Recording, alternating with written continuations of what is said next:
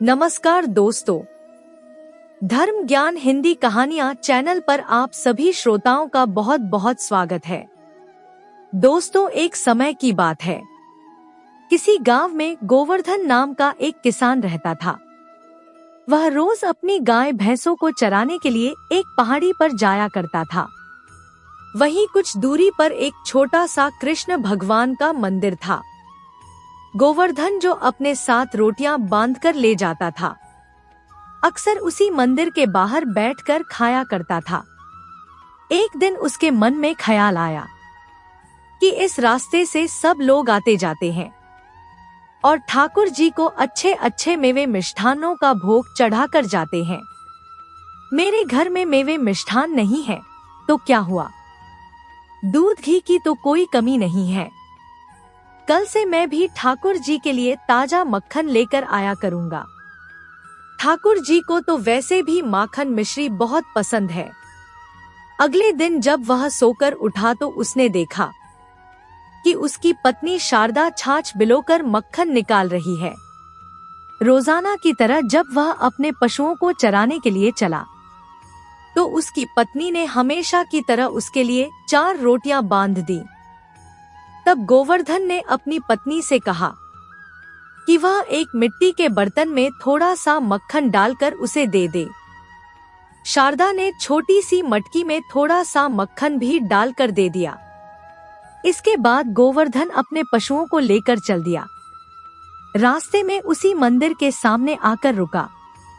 कन्हैया जी को प्रणाम किया और वह मक्खन की मटकी उनके सामने रखकर अपने पशुओं को चराने के लिए आगे पहाड़ी पर चला गया। शाम को लौटते समय उसने देखा कि उस छोटी सी मटकी का सारा मक्खन गायब हो चुका था। गोवर्धन को यह देखकर बड़ा ही आश्चर्य हुआ। अब उसने अपने मन में पक्का निश्चय कर लिया कि वह इसी प्रकार ठाकुर जी के लिए अपने घर से ताजा मक्खन निकलवा कर लाया करेगा। अब रोजाना गोवर्धन ठाकुर जी के लिए छोटी सी मटकी में मक्खन भरकर ले जाता, उसे ठाकुर जी के सामने रखकर आगे पहाड़ी पर चला जाता। शाम को लौटते समय देखता तो वह मटकी उसे खाली मिलती और वह मटकी को उठाकर अपने साथ घर ले आता। कुछ दिनों तक ऐसा ही चलता रहा। एक दिन गोवर्धन ठाकुर जी से कहने लगा कि ठाकुर जी, आप ना हिलते हैं ना डुलते हैं, ना चलते हैं और ना बोलते हैं, फिर आप यह मक्खन कैसे खाते हैं? ठाकुर जी को गोवर्धन की बात पर हंसी आ गई। ठाकुर जी उस पत्थर की मूर्ति से बाहर निकल आए और गोवर्धन के सामने साक्षात रूप में प्रकट होकर बोले, गोवर्धन, मैंने तुम्हें साक्षात रूप में दर्शन दिए हैं। तुम यह बात किसी को मत बताना। ठाकुर जी के दर्शन पाकर गोवर्धन बहुत खुश हो गया। अब उसके मन में ठाकुर जी के लिए श्रद्धा भाव और भी ज्यादा बढ़ गया। वह ठाकुर जी से बोला, ठीक है प्रभु, मैं यह बात किसी को नहीं बताऊंगा, पर पहले आप मुझे यह वचन दीजिए कि आप रोजाना ऐसे ही प्रकट होकर मुझसे बात किया करेंगे। ठाकुर जी बोले, ठीक है गोवर्धन, जिस समय यहाँ पर कोई नहीं होगा तब मैं ऐसे ही साक्षात रूप में आकर तुमसे बातें किया करूँगा।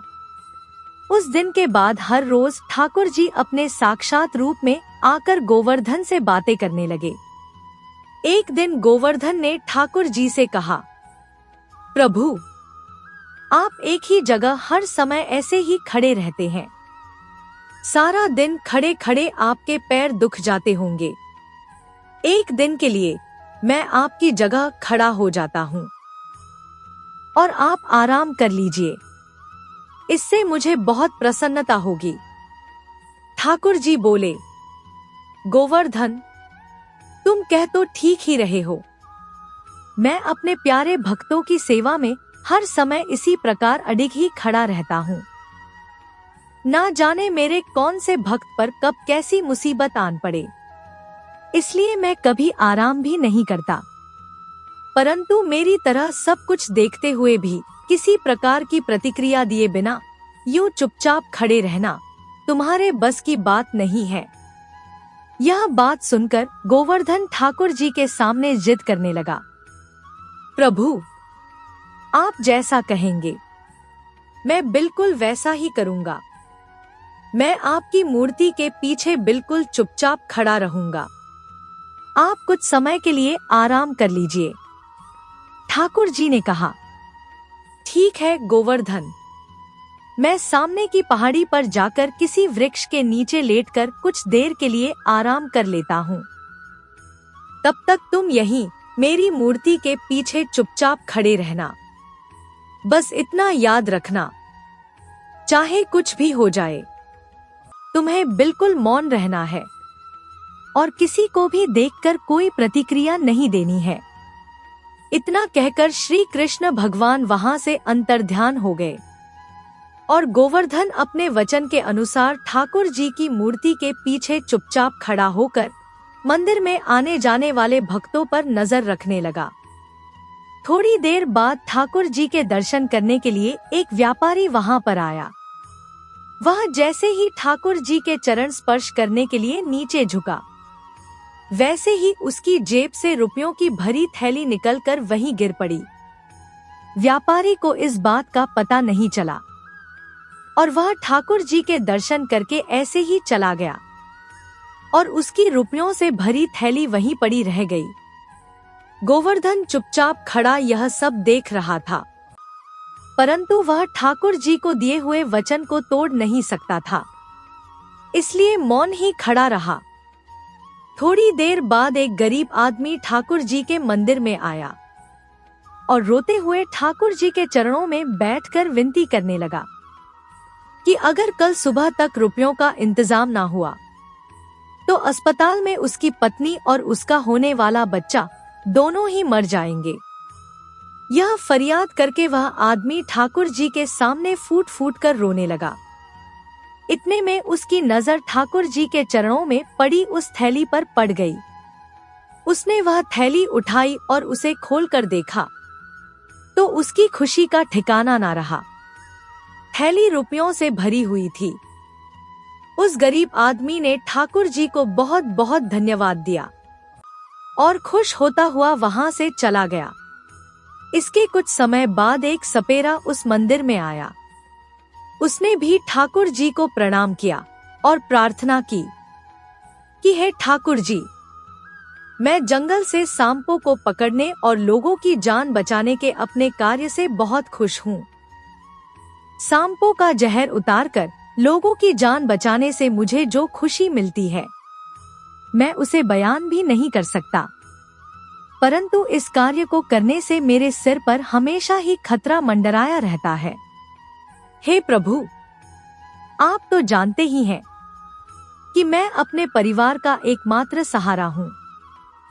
इसलिए हे भगवान, आप हमेशा मेरे सिर पर अपना आशीर्वाद बनाए रखना और मुझे हर खतरे से बचाए रखना। वह सपेरा अभी ठाकुर जी को अपनी फरियाद सुना ही रहा था कि इतनी ही देर में वह व्यापारी अपनी रुपयों की थैली ढूंढने के लिए वापस मंदिर में आ पहुंचा। उसने मंदिर में इधर उधर नजर दौड़ाई, पर उसके रुपयों की थैली उसे कहीं दिखाई नहीं दी। उसने सपेरे से पूछा कि क्या यहाँ पर उसे कोई रुपयों से भरी थैली पड़ी हुई मिली है। सपेरे ने बड़े विनम्र भाव से उत्तर दिया, अरे नहीं भाई, मुझे तो यहाँ कोई रुपयों की थैली नहीं मिली और मैं तो यहाँ से कहीं गया भी नहीं हूँ। व्यापारी ने पूछा, क्या तुमसे पहले यहाँ कोई और व्यक्ति पूजा करने के लिए आया था? सपेरे ने कहा, भाई मैंने किसी को यहाँ आते जाते भी नहीं देखा। तब व्यापारी ने सोचा कि जब मेरे बाद इसके अलावा दूसरा कोई व्यक्ति इस मंदिर में नहीं आया है तो मेरी रुपयों की थैली जरूर इसी के पास होगी और अपनी चोरी पकड़े जाने के डर से भोला बनने का नाटक कर रहा है। व्यापारी ने उसी समय अपना आदमी भेजकर पुलिस को बुलवा लिया। गोवर्धन मूर्ति के पीछे खड़ा हुआ यह सब देख रहा था। उसने सोचा, अगर मैं ऐसे ही चुपचाप खड़ा रहा तो ये पुलिस वाले बेचारे इस सपेरे को पकड़कर जेल में डाल देंगे। गोवर्धन से यह बात बर्दाश्त नहीं हुई। उसने उसी समय ठाकुर जी से किया हुआ वादा तोड़ दिया और ठाकुर जी की मूर्ति के पीछे से निकलकर उस व्यापारी को सारी सच्चाई बता दी कि इस सपेरे से पहले एक गरीब आदमी रोता बिलखता यहाँ आया था, वही तुम्हारे रुपयों की थैली को उठाकर ले गया था। वह आदमी अभी ज्यादा दूर नहीं पहुंचा होगा। फिर क्या था? पुलिस वालों ने सपेरे को छोड़ दिया और वह व्यापारी पुलिसकर्मियों के साथ उस आदमी को ढूंढने उसी दिशा में निकल पड़ा जैसा गोवर्धन ने बताया था। कुछ ही देर में उन्होंने उस गरीब आदमी को पकड़कर उससे वह रुपयों की थैली छीन ली और उसे हवालात में बंद कर दिया। शाम को ठाकुर जी आए तो गोवर्धन ने बड़े गर्व के साथ उन्हें सारी कहानी बतला दी। ठाकुर जी बोले, गोवर्धन, मैंने तो तुम्हें मौन रहकर सब कुछ देखते रहने के लिए कहा था, तुमने तो घोर अनर्थ कर दिया। गोवर्धन बोला, प्रभु, अगर मैं अपनी चुप्पी नहीं तोड़ता तो एक निर्दोष व्यक्ति को जेल हो जाती। अब आप ही बताइए, मैंने इसमें क्या गलत कर दिया? तब ठाकुर जी बोले, गोवर्धन, जिस सपेरे को तुमने जेल जाने से बचाया था, अभी कुछ देर पहले ही एक सांप के काटने से उसकी मृत्यु हो गई है। वह अपने घर में अकेला ही कमाने वाला था। अब उसका परिवार भूख से तड़प तड़प कर मर जाएगा और वह गरीब आदमी जो रुपयों की थैली उठाकर ले गया था, उसे तुम्हारी वजह से जेल हो गई। उसकी पत्नी प्रसव पीड़ा से तड़प तड़प कर अस्पताल में ही मर गई और उसका बच्चा जो इस दुनिया में आने की राह देख रहा था, वह भी अपनी माँ के गर्भ में ही मर गया। यह सारे अपराध अब तुम्हारे ही खाते में लिखे जाएंगे। ठाकुर जी के मुंह से ऐसे वचन सुनकर गोवर्धन सहम सा गया और ठाकुर जी से बोला, परंतु ठाकुर जी, मेरी वजह से उस व्यापारी का इतना बड़ा नुकसान होने से बच गया। मैंने यह पुण्य भी तो कमाया है। ठाकुर जी ने कहा, गोवर्धन, तुम्हें नहीं पता, यह व्यापारी 2 नंबर की काली कमाई इकट्ठा करके इतना बड़ा आदमी बन गया है। अगर इसके धन का थोड़ा सा हिस्सा उस गरीब इंसान के भरण पोषण में चला जाता तो रुपयों की तंगी के कारण एक परिवार उजड़ने से बच जाता। रही बात उस सपेरे की, अगर आज सांप पकड़ने की बजाय वह जेल चला गया होता तो उसके सर से मृत्यु का साया टल जाता और उसके खिलाफ कोई सबूत न मिलने पर पुलिस वाले 2-4 दिनों में उसे स्वयं ही छोड़ देते। इतना सुनकर गोवर्धन ठाकुर जी के चरणों में गिर गया और अनजाने में किए गए अपने अपराधों के लिए क्षमा मांगने लगा कि हे प्रभु, आपकी लीला महान है। यह हम जैसे तुच्छ मनुष्यों की समझ से बाहर है। आज मुझे समझ आ गया कि भगवान सब कुछ देखकर भी अनजान क्यों बने रहते हैं और अपने भक्तों को कष्ट में देखकर भी पत्थर की मूर्ति में विराजमान होकर मौन क्यों खड़े रहते हैं। आज मैं समझ गया हूँ प्रभु, आपके मौन रहने के पीछे मनुष्य की कितनी बड़ी भलाई छुपी होती है। गोवर्धन को सच्चाई का बोध कराकर ठाकुर जी फिर से उसी पत्थर की मूर्ति में समा गए और फिर कभी गोवर्धन को दोबारा दिखाई नहीं दिए। दोस्तों, आप सबको ठाकुर जी की यह सच्ची कहानी अच्छी लगी हो तो इस वीडियो को लाइक अवश्य कीजिएगा और अगर आप हमारे चैनल पर पहली बार आए हैं तो हमारे चैनल को सब्सक्राइब भी जरूर कर लीजिएगा ताकि हम आप सबके लिए ऐसी ही ज्ञानवर्धक किस्से कहानियाँ लेकर आते रहें। धन्यवाद दोस्तों।